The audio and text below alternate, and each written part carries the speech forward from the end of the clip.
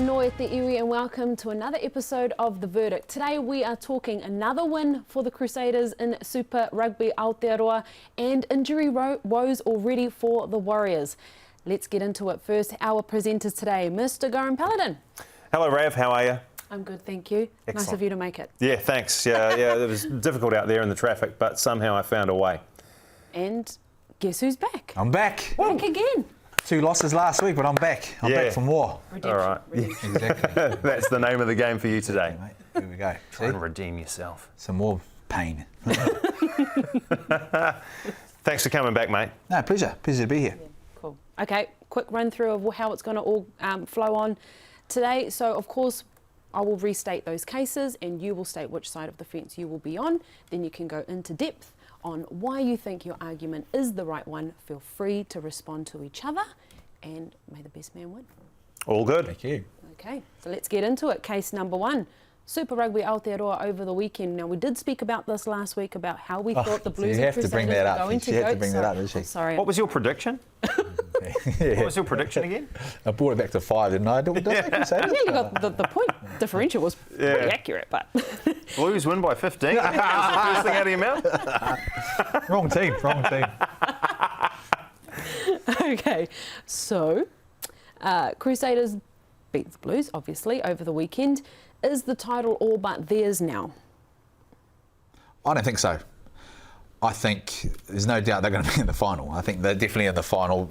But we've seen with Super Rugby Aotearoa, how tight it actually can be. The other teams now, the 4 teams, have now got to figure out a way to get themselves into the final and conjure up a plan to beat the Crusaders. And I think there's a long way in terms of the Crusaders winning this. It's certainly not theirs yet, and I think the other 4 teams will definitely have the say.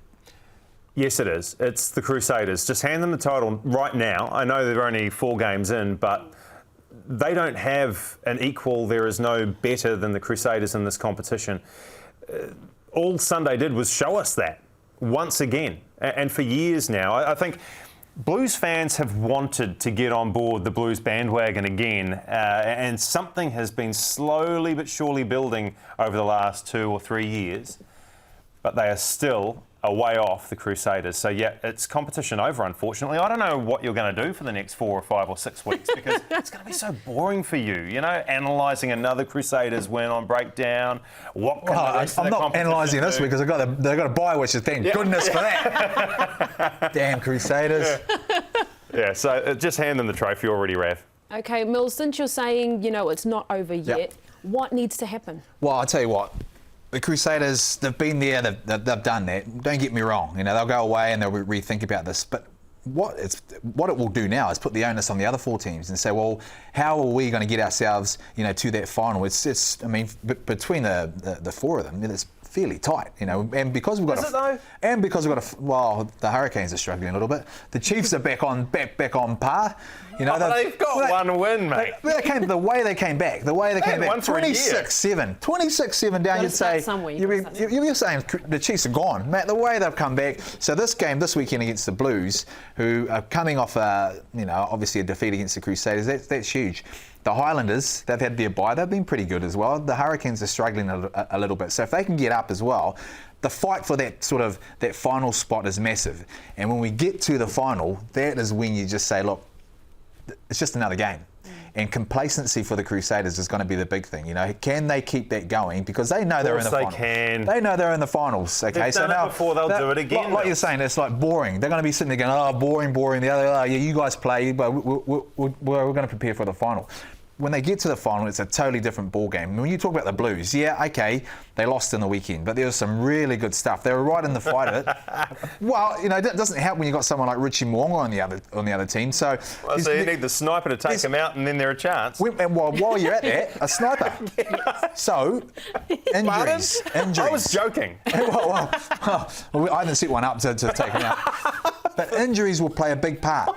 And we've seen, I think last year and the year before, Richie Mo'unga has had a significant injury earlier in the piece. Now, I'm not saying it's going to happen again, but if you take key guys out, it makes a massive, massive difference. So I'm thinking by the time we get to the final, I'm forgetting about Crusaders. I'm just focusing on who's going to take that next spot. And I would say, well, the time he gets to the final, it's all guns blazing then because it's a different kettle of bullfish. The problem is, Mills, when it gets to a final, the final's likely to be played in Christchurch because Crusaders will finish top. And then who can beat the Crusaders in Christchurch? If we're going to say that the Blues finish second and will go on the plane to contest the final in the Garden City, when was the last time the Blues beat the Crusaders in Christchurch?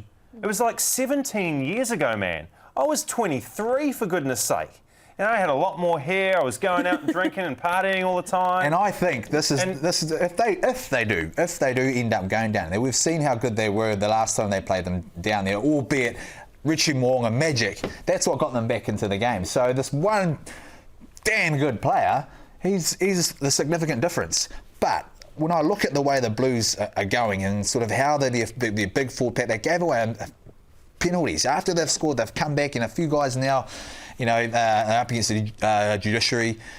I just think that they've got a team there that can go down, and if they did make the final, they could actually beat them down there. That baggage that they've got behind them, that's well and truly behind them. I don't think they've gone backwards after this loss in the weekend. I think it's given them something to go back and go, well, actually, perhaps we're not as good as what we thought we are.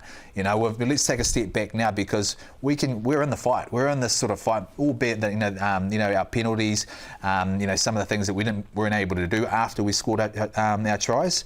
I think they can go down there. When you look at the Chiefs, well, if they can win this weekend, they'll be riding high. They've been 11-0, 0-11.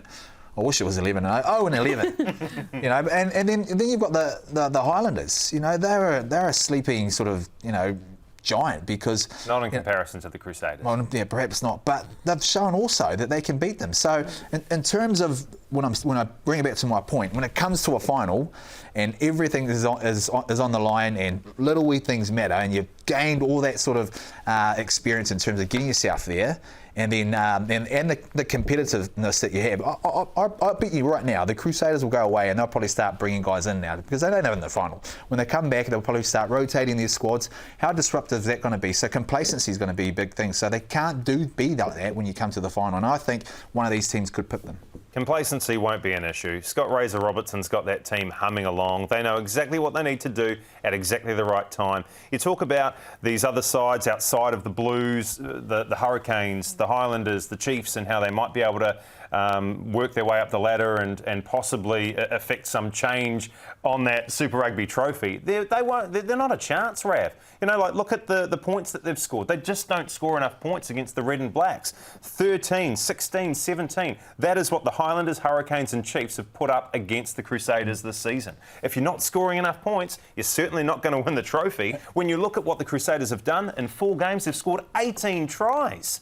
18 tries. You can't compete with that. And so, unfortunately, it's just going to be the status quo and the Crusaders will win. The other thing that is in their favour is that the structure of the draw is set up in their favour as well. They've got the bye this week. Then, when they come back for their final 4 games of the season, they've got arguably their toughest games at home.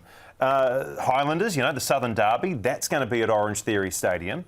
The Blues, that will be at the same venue. And so when you think of it, because they're not going to lose to the Chiefs or the Hurricanes away, that's just not that's not an option for Razor-Robertson's men. So when you look at the structure of the competition, they've got their most difficult games of round 2, if you want to call it that, at home, and they have a bye leading into the final. So they'll be well rested. That's dangerous having a bye. It's not dangerous. That's very, very dangerous leading to the bye. A well-rested Crusaders team 2 weeks out from... Your argument is saying that they're going to have the hardest 2 games early on after their bye. Well, then what? Then float into the final? I just think they'll make the final. I don't care whether they beat the Chiefs leading. It's the team that gets them to that final. For me, I don't think it's over. I think the race to try and get into that spot in the final to pip the Crusaders and learn along the way. And we've seen how adaptable and adjustable our New Zealand teams can be. Now, if you're going in there and you're riding a high and you're saying that Forget about these other 4 teams. If you know by the last 2 weeks of the competition that you've got a shot to make that final, and all eyes on the Crusaders, well, I can bet your bottom dollar you'll be going up like this, as opposed to the Crusaders sort of, okay, let's come out of the bye, hit this game here, and let's just cruise a little bit and make our way to the final. The intensity is a lot higher than that, so they need a decent run to be able to get them there. So I think the competition is not over. I think whoever can get themselves in a good state 2 weeks out before they hit the Red and Blacks, because they'll make the final. They can go there, with the motivation to be able to say, well, okay, here's what it is. Yes, we've only scored 16 points, 18 points, mate, that's a good start. I'd rather be doing that leading into a final than going, oh, mate, we beat it. Okay, the Blues. If they had beaten them, I'd tell you what, they'll be riding high thinking, oh, okay, our crap don't stink, we can beat the Crusaders. No, that's not the way you beat the Crusaders. You lead into it and you make sure you come in on a high before you get to that final. So for all these next 4 teams, these 4 teams that are left, they've got to make sure they've got to get everything aligned up to beat the Crusaders. Because this isn't about going to the final to beat the Chiefs or whoever in terms of the other teams. This is making sure you get yourself to the final to beat the Crusaders, who are a damn dominant team. Yeah. You talk about the Crusaders possibly resting a few players and almost becoming complacent through that theory, but they've rested players already in Super Rugby Aotearoa, and they still got the job done. And when the key players came back into the side, they were fresh and they performed. And so I don't think that in the final 4 games of the season, when they do that again, it's going to scupper them. They've done this before, they'll do it again. It's like muscle memory, mate. Like you might not go to the gym for a few weeks, and then all of a sudden you go out there and you rip out 120 kg bench press because look at the size of you. You've got it in you. And that's the Crusaders on a rugby field. Yeah. What did you ask? Who they've got this weekend? No, who have they rested? Who have they rested? They rested like a whole bunch of players in their front row for one of those games against either the Chiefs or the Hurricanes. I forget now. And then when they come back in against the Blues, they haven't skipped a beat, mate. So, competition over. No. Hell no. It is. I mean, look, I want the Blues to be competitive because they are the only one of those other 4 teams that can possibly do the job. But we've seen false dawns before. I think back to 2014 when the Blues beat the Crusaders at Eden Park. I was there that day and I was like, yeah, it's happening. We're the best team in New Zealand again. That was 7 years ago. That was 7 years ago. And the Blues are still waiting. So, you put in a good performance last year, you put in a good performance this year, still not good enough to beat the Crusaders. It isn't good enough. It isn't good. But when you're going into a final, everything changes because you're putting everything into that one game. And so what I'm saying is, if you're hunting to try and get yourself in there, the competitiveness in terms of getting yourself to that final, and also the motivation to get yourself to the big stage against the Crusaders, that's massive. Forget everything else. If you're leading into there saying, we'll beat the Crusaders here, that's where, teams, the Crusaders, they've never done that. They're not complacent. You're absolutely right. Other teams do tend to do that, like you're saying. We beat the Crusaders. Oh yeah, we're the best. Now we're going to go into it, and then they come in and unlucky us. So I think the other teams are in a perfect place to go into it and say, forget the Crusaders for now. In the back of our minds, with 2 weeks to go, if we're looking at trying to make that final, mate, we can really give them a good sort of push for a push in terms of the championship. I certainly don't think it's over. And when you look at the rotation and things like that, okay, that's I get that, but also the team harmony. At some stage now, those little wee cracks. I mean, I look at someone like Lester Whainganuku. Okay, if George Bridge was there, do you really think he'll be playing? No. And now we've found a massive superstar. So what's going to happen when George Bridge comes back? And then, Razor Robinson, we might have to put him out there just to, because he's an All Black, he's a superstar. Get him out there, and then, they get to the back end of the competition. Who else isn't happy? You got sort of Enor. Enor's almost due to come back. David Havili's playing really well. Whispers he's playing at second 5. He is an amazing talent. He could easily play at fullback. So where do they put that? Will Jordan, he's outstanding. So I think in terms of the whole culture, and their culture is outstanding, don't get me wrong. Yeah. But this could be the first time it is absolutely tested. History isn't on your side, Mills, unfortunately. It is early to say that the competition is all but wrapped up, but it's just hard to see who will be the team to topple them. It's going to take a bad day for the Crusaders, I think. Right now, looking at the competition, that's what it will take to happen. So for the here and now, I'm siding with Goran.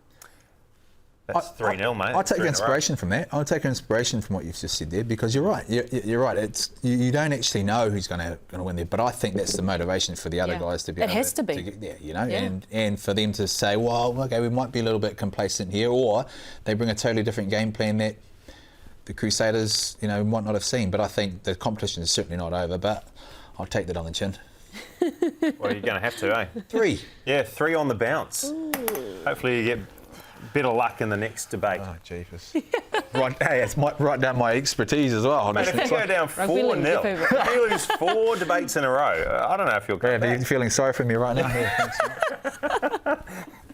And remember, at home, if you have an opinion or you'd like to share your thoughts on what you think of the Super Rugby Aotearoa competition right now, have the Crusaders got it in the bag? Let us know what you think. Okay, let's get into case number 2. Big sigh, because, you back the Warriors year after year after year, and they just seem to get hit with these, we'll call it speed bumps along the way. And this one is a big one. Chanel Harris-Tavita out for up to 14 weeks with a foot injury in a key position.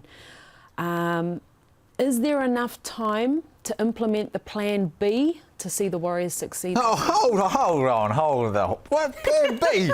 Yeah. It's only round 3. Come on, guys, come on. We all know how long this NRL is, and don't hit the panic stations yet. Don't hit that panic button just yet. It might be only a centimetre off or so, but don't hit it yet. So you're getting close to it. I think there's still time. I think the obviously have that first up win. Last week was a difficult one to be able to take on the chin. But imagine if that. They've come out now and said the bunker got it wrong, right? Did we have a conversation about the bunker versus the last yeah. So now, and you lost that debate too. And to that, why is it every single time of those 50-50 sort of decisions always go against the Warriors? Why is that? It's no use coming out now and say they should have scored. Which was a try? It's too late. You're talking about the Wade Egan try. Yes, right? the Egan try. No try. I'll tell you what. They did score almost immediately after that, though. So I don't know how big of a bearing it had on the game. But yeah, I momentum, say, mate. Yeah, it was a garbage decision. Look, a number of weeks ago when we had Adam Blair in the studio, Blair said that the Warriors were going to go quite deep in the competition, and I said from the outset of the competition that the Warriors looked to me to be a top 8 team, maybe a top 6 team. You take Ewan Aitken out of the mix, who, I was really looking forward to seeing what he could do, and especially in combination with Ken Maumalo out on that left-hand side.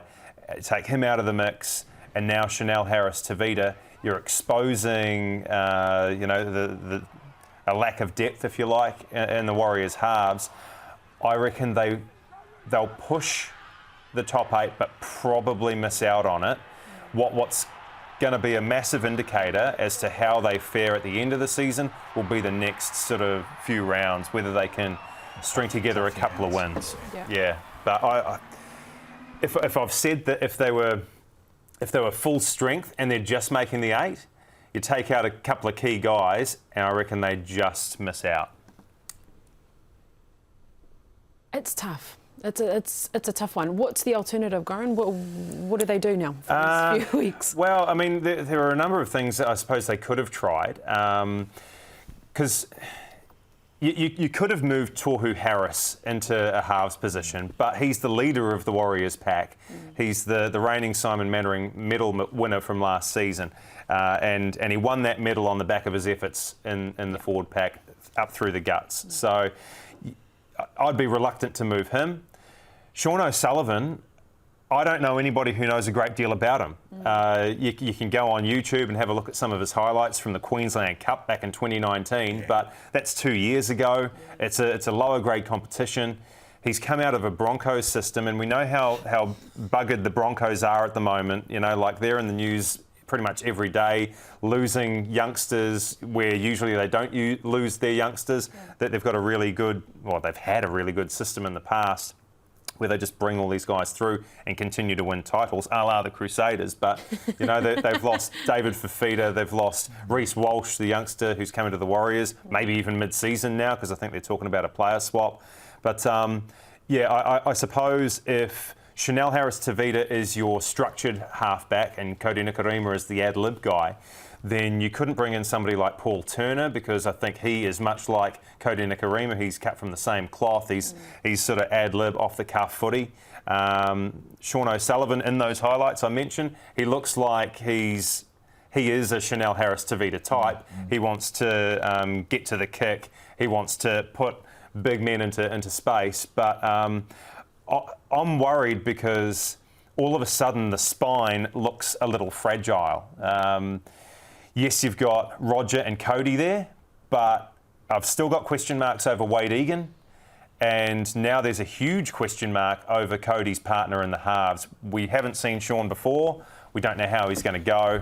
And when you look at who they've got this weekend, Canberra Raiders, who have been to a grand final and a semi-final in the last couple of years, and the Roosters the week after. Yeah. That is a baptism of fire for a guy who's on club debut this weekend. Melbourne a couple of weeks after that. Yeah. It's looking really tough all of a sudden for the Warriors. And I think that's a good thing. I think now is a good place for them to be able to go there and target these games, because they're massive. They're huge games. You know, this is, you know, the games that will actually set them up. And why that is I think the onus, you know, not so much on, you know, Tavita Harris being out, but the big forward pack, you know, that they've produced, you know, they've got a massive forward pack there, and you've spoken about in sort of the, you know, the off the cuff sort of plays. I think that's been their danger, man. They're so good. They're, you know, getting front foot ball for Noah Blake. You know, he's exceptional about getting them that front foot ball.